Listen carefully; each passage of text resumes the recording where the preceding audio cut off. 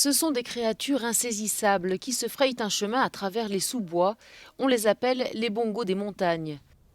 Une espèce rare d'antilope classée par l'Union internationale pour la conservation de la nature dans la catégorie des espèces en danger critique d'extinction.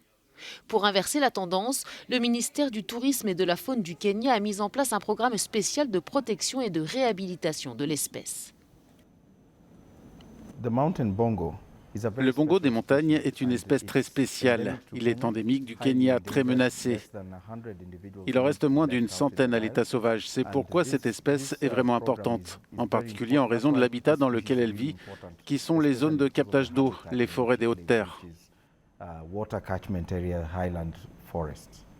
Pour protéger les bongos, de nombreux défis sont à relever. Le braconnage d'abord, car la beauté de ces antilopes des forêts, rouges à rayures blanches, coiffées de cornes à spirales et cuivrées, attise les convoitises. La fascination pour cette espèce a conduit les gens à la chasser. Ce sont des chasseurs sportifs et cela a aussi conduit à la capture et la vente de ces animaux. Beaucoup de bongos ont été capturés ici et vendus à des zoos, en particulier aux États-Unis.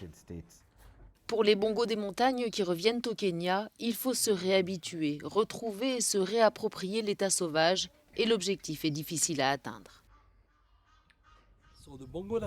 Les bongos qui reviennent des zoos où les soins vétérinaires et l'élevage sont très différents arrivent d'un environnement très aseptisé. Quand ils arrivent ici, ils ont besoin d'une très longue période d'acclimatation. Cela peut s'étaler sur plusieurs générations.